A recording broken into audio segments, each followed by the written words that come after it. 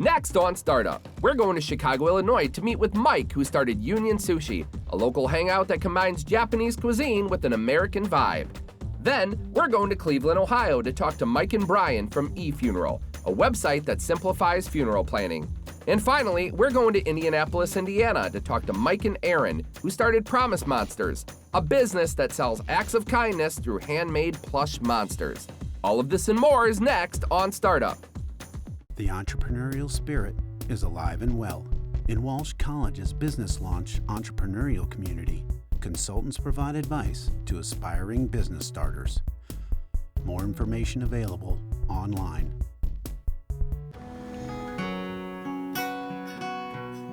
The Chevrolet Volt, an everyday electric car with gas for longer trips. The nature of things to come. Chevrolet, find new roads. American Express is proud to support Startup and the millions of small businesses that put in the hard work to be open for business in neighborhoods across the country.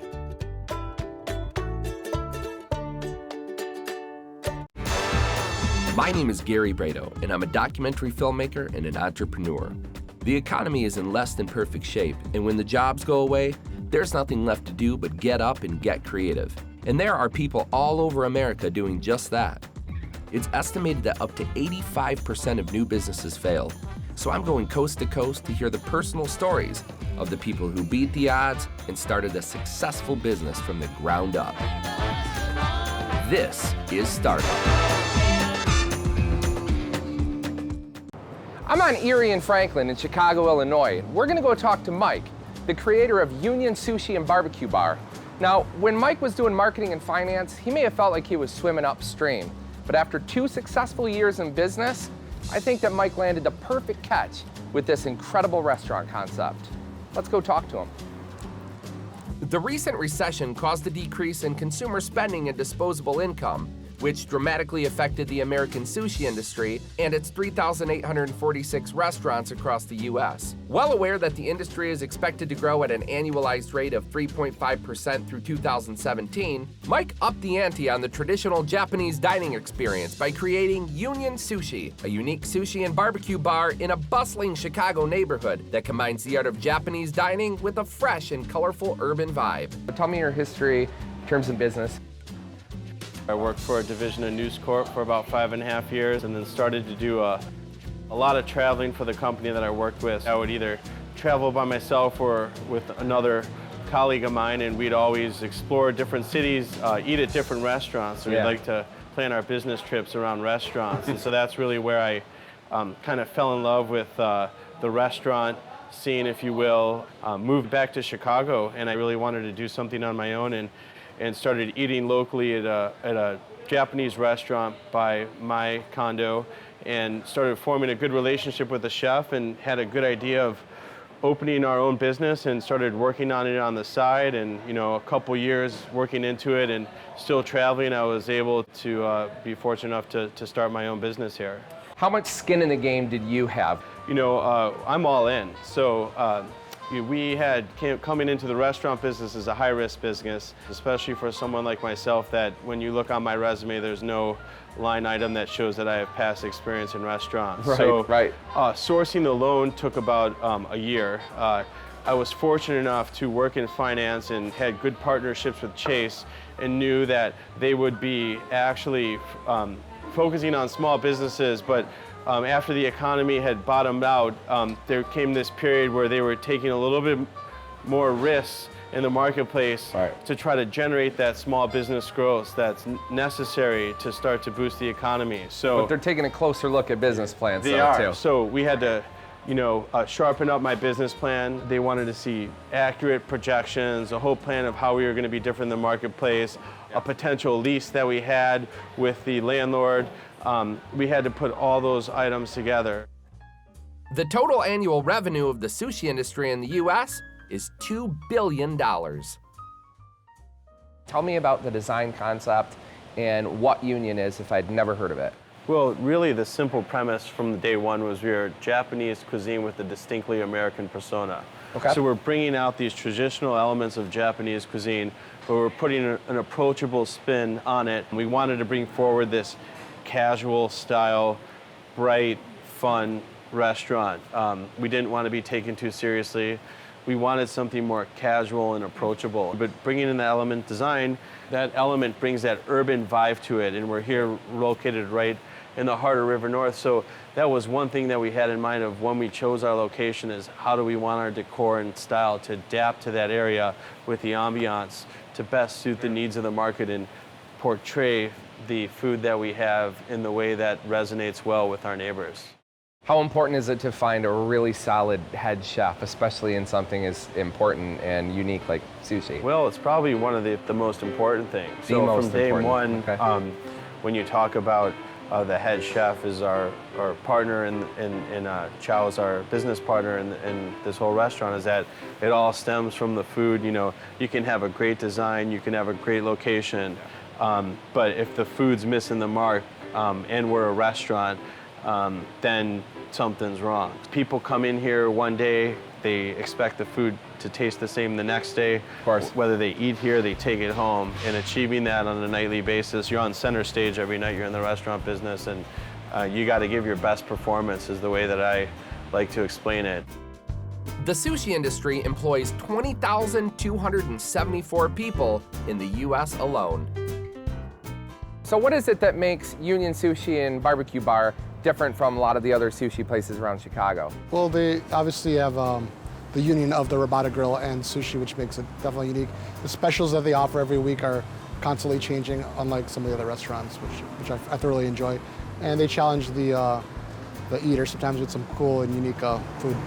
Let's talk about your marketing from a digital standpoint. I like to think that we're extremely active, Okay. More active than anyone else. We have, every night there's 5 or 6 specials that we have that we're doing pictures on Twitter, Instagram, Facebook. I mean, a restaurant is a word of mouth business. Social media is word of mouth. Let's face it, restaurants are expensive to build. For sure. So you have to find efficient ways to get your message out to the greatest number of people possible. And in my mind, social media is probably the #1 tool for a restaurant. Right. And if you don't have that as part of your strategy since day one, you're really missing a huge opportunity. Okay, so for somebody who's looking to open a restaurant and they receive their financing, they have their space, what are some of the pitfalls that you can say going through it that they should really watch out for? One, if you're an entrepreneur that may not be as experienced in the industry, you need to talk to outside resources. Right.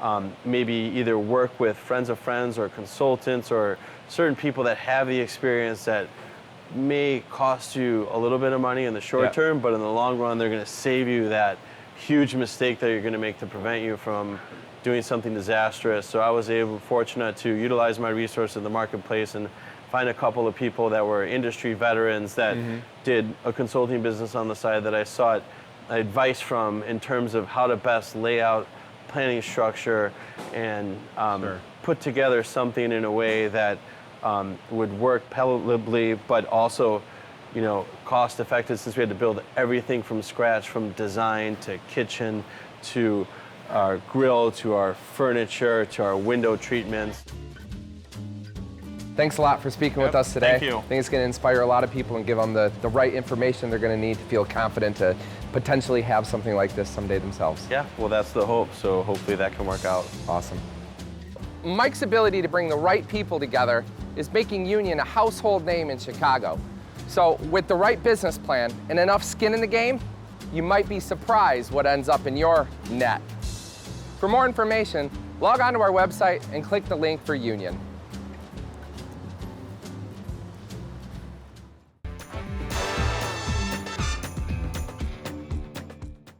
I'm on Euclid Avenue in Cleveland, Ohio, and we're gonna go talk to Mike and Bryan, who created eFuneral.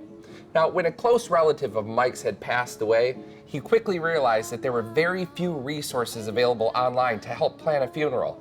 So let's go find out how these guys were able to solve a problem and create a viable business. The funeral business is a $15 billion a year industry in America, and the average burial service costs $8,500. Unfortunately, the untimely departure of a loved one can lead many family members into rushing into funeral arrangements, causing them to make expensive decisions from a lack of industry knowledge. After the untimely death of a family member, Mike and Bryan found the absence of a consolidated online resource to make funeral arrangements. So they dedicated their career to creating the go-to source for helping people plan a funeral from A to Z. Just so I can really understand the business, I'm the funeral home. Talk to me like you're approaching me about the business. What happens? Yeah, so in the very beginning, the way that it worked is we would sign up funeral homes to be in our network, and it was free for a funeral home to be in our network. Okay. But when a family submitted an inquiry, which consisted of them letting us know what they were looking for in a funeral service. So I want a burial that's going to take place within a week or so, and I'm interested in a memorial service as well. So once they would let us know, they're submitting that inquiry to us, funeral homes that were in our network responded with quotes. And basically we get paid when the service actually takes place. Our model today is completely different from what it was when we first launched. Now we're more of a comprehensive resource that families can use. All that information that they were waiting for, to get quotes from, now they can access all of that instantly. And if they connect with one of our partners, then those companies pay us a fee when we connect a family to them. Who came to who with this idea? The next piece of the story was really when my cousin died. We had to figure out, what do you do next? And I remember my dad turning to me to say, hey, you're the tech guy in the family. Is there anything online that can help us? What I found though quickly was that there wasn't good information that can help you make a decision about planning a funeral service. More than 85% of funeral homes are still owned by families or independent firms.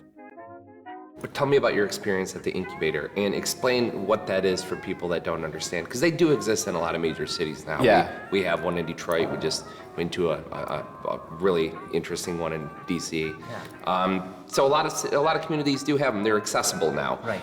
Explain to us what that is and what your experience was. Yeah, so an accelerator in general, they'll usually give you some amount of money. So in our case, they gave us $20,000. What do they want for that though? Well, and this was unique. In our case, it was a grant. So they didn't take any equity in our company. And That is unique. Yes, Yeah. and it's a Most good of the thing. time It's they a, take majority, that's right, I think. or at least a good percentage. Yeah. So we didn't have to do that. But the big thing that they give you, aside from the money, is the mentorship.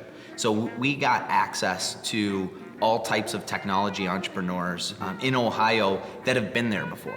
Really, it gave us an opportunity to network with people that we wouldn't have had access to otherwise. Yeah, I think at the end of the day, the networking and the mentorship piece was really way worth more than the money. How did you acquire, funding? How did Right. you get those investors, number one, to sit down with you? How did you get them to believe in what you had and then actually write a check? Find investors that you want to meet with. Treat them as mentors, right? We already had a couple mentors in our lives that ultimately became investors, but there wasn't an ulterior motive for us. We valued their advice as mentors. The other thing I think is humility too. You have to be, some of that comes with being early in your career, being humble enough to realize that you don't know everything. Right. There's a lot of people that have been there, done that. You need to approach them because that knowledge is invaluable. You just can't get it anywhere else. We thought we knew a lot going into it, and man, just even on the industry side, we've learned so much. Obviously we don't have funeral backgrounds or death care backgrounds, so we've learned a ton. We're at a stage as a company where we want to prove ourselves out as a business. We've proven that this can be a useful service. We've proven that families are willing to use an online tool to connect with funeral planners, but we want to go obviously beyond that. And really the next 6 to 12 months are critical for us to be able to prove that out so we can show investors this isn't just a nice, useful service, this is a scalable business. On average, there are 2.4 million funerals in the United States every year. The biggest thing is, how am I going to be found? Right. You're one of billions, Right. that are out there. So what are some of the tips that you can give to people that need to be found? Most of the marketing that we've done has actually been offline. So even though we're an online company, the relationships that we have with, now it's 90 different hospitals, hospice facilities, and nursing homes, that's been helpful because families, when they're at that end of life, point in time for their loved one, they're turning to their hospice social worker, for instance. Of course. For a number of different things. But also, surprisingly to us, it includes, where do we have a funeral now? And that social worker usually, right, well, and they're usually not allowed to recommend a specific funeral home, but they could recommend a service like ours where we're comprehensive. How long have you known Mike and Bryan, and what has your experience been with eFuneral? I think as soon as they came onto the market, people started talking about them because there's just been a void of this kind of thing that's available. Families generally, historically, have had to go out and do this very quick, weird shopping thing. So as soon as this came up, especially people in hospice, I think, went, oh, this is such a relief. I can use this with families I work with. And this gives families a chance to actually sit down together and have a conversation about what would really matter to me when I'm dying and when I have died. How do I want to be remembered? What can we reasonably afford that celebrates and honors our loved one's life? What advice do you have for somebody much like yourselves that has an idea, a concept for not only an online business, but just a business period? I would say, keep it very simple. Build an MVP, it's called, or minimum viable product, which is really the most stripped down version of your product, and really put it in front of people before you spend all this time either hiring development people, or if you're a development person yourself, spending all this time developing. So it's basically keep it very simple, see how the customers interact with it and use it, and then scale up from there. Well, that's great advice, guys. It's been a lot of fun talking to you and definitely inspiring. I'm super excited to see where this thing goes in the future. Thanks. Appreciate it. Yeah, thanks. Thanks a lot. Mike and Bryan took all the right steps to bring this business to life. And it looks like eFuneral is going to continue to be a valuable resource for people in their greatest time of need. For more information, log on to our website and click the link for eFuneral.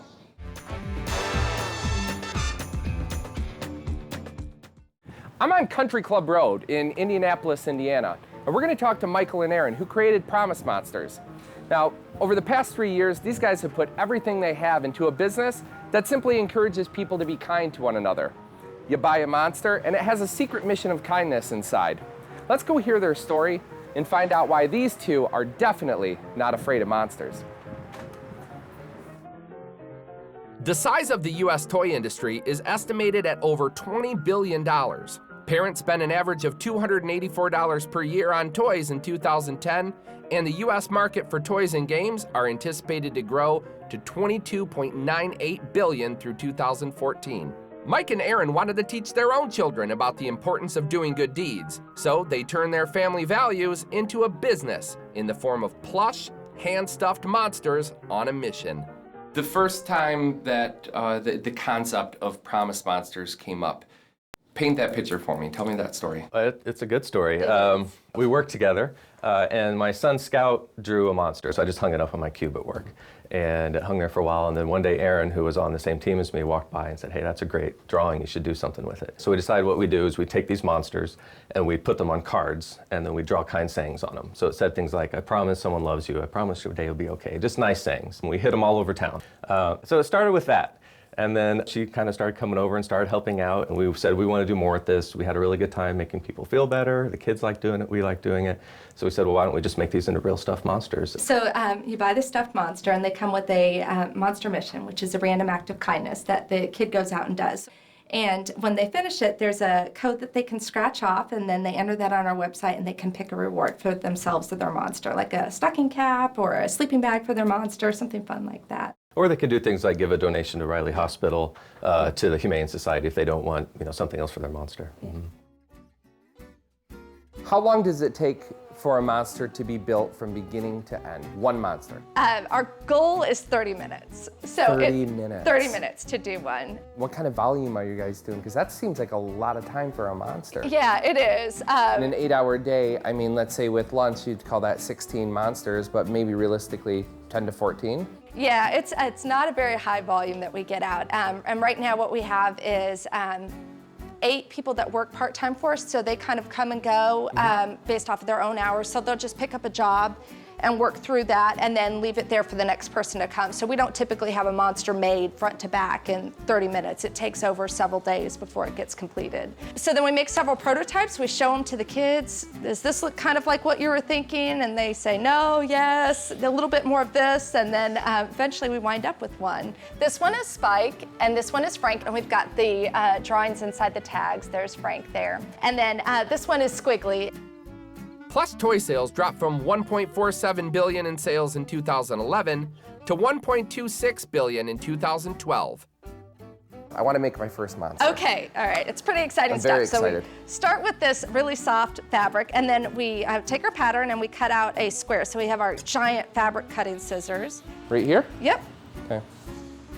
And then we take it Incredible. over to our embroidery station here. So then we go to the pieces section, and then you do about 3 stitches forward. Whoa. And then you push this to go back, and then go forward all the way down to there. Just don't slice any fingers off. All right, let's All right, stuff. you want to stuff one. So we flip them, you'll turn them inside out. Okay. And then you just push the start. There you go. Awesome. This goes over here. Uh-huh. And then you push the foot pedal, but hold on to the monster. He'll go flying if you don't. Okay, so very softly press. How much stuffing for a... Just a little bit. And then after it's all said and done, you just, do you take it back and actually sew the hole? Yeah, we then sew the hole and then we package it up. Wow. My very first monster. It's a nice stuffing machine you got there. Thanks. This is a key piece of equipment that we've gotten lately. It cut the stuffing time down by like 75–80% because we were doing it by hand. Where do you want these to be sold? Where we want them to be sold, we love being in independent toy stores and gift shops, places like that. So we don't have any ideals going into Walmart or Target, any of the big box retailers. That's not who we are. Mm-hmm. But we would love to be in a great cross-section across the country of independent toy stores and independent gift shops. What I love about it is just that my boys now have a more tangible way to understand kindness. I think it's a hard concept at times for little kids. And so I think this allows them to have this fun thing and to feel sneaky while they're being kind. The global toy market is estimated to be worth $84 billion in 2012, $20 billion of which are attributable to the U.S. market. Let's talk about social media and how important that's been for your business. A lot of our sales come through, I think, Facebook posts that get liked and get noticed, especially Facebook. Twitter seems to do less, but... And when they share.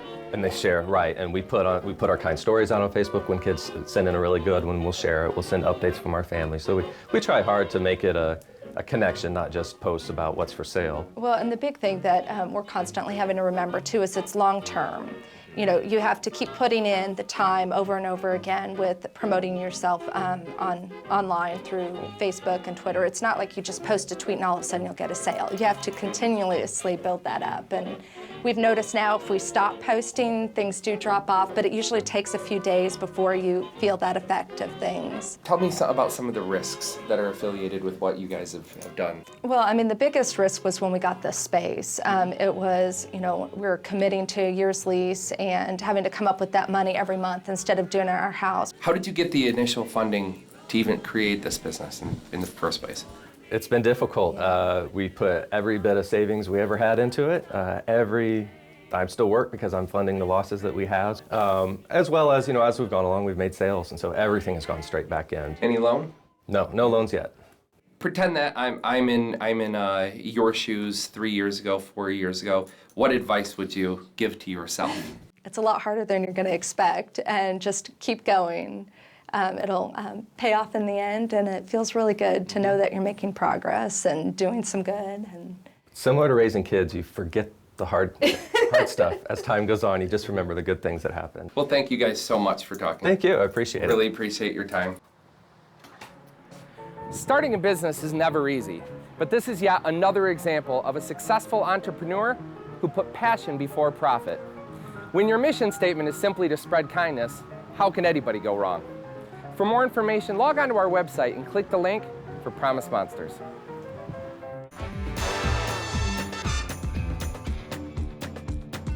The biggest question about scale is what's the right time to grow, or should you grow? There's a lot of businesses out there doing $1 million and somebody's taking home $500,000 and they're working 40, 50 hours a week. You can grow to $10 million and you can give away most of it because it's about expansion, and then you're working 120 hours a week. Is that really worth the money? I ended up losing my family, my wife and my kids, because I was in Asia in factories, I was on TV, I was running around doing everything else, and they saw me literally more on TV than they saw me in person.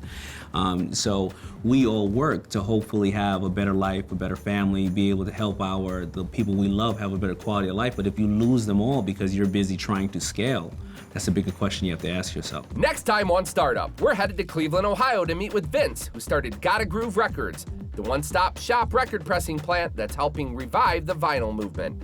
Then we head to Detroit, Michigan to meet with Suzanne, who started Simply Suzanne, a natural food company that's creating her own style of granola and trail mix. Then we head to Washington, D.C. to meet with Noah, who created Feastly, a homegrown dinner club that makes your culinary skills available to local foodies. Make sure to join us next time on Startup. Visit our website at startup-usa.com and like us on Facebook and follow us on Twitter. What do you call organic food? What did they call organic food in 1950? No idea. Food. Exactly. Exactly.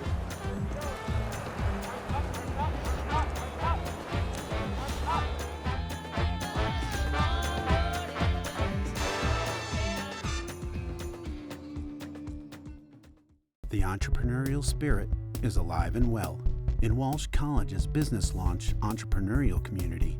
Consultants provide advice to aspiring business starters.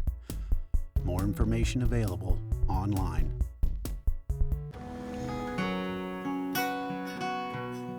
The Chevrolet Volt, an everyday electric car with gas for longer trips. The nature of things to come. Chevrolet, find new roads. American Express is proud to support startup and the millions of small businesses that put in the hard work to be open for business in neighborhoods across the country.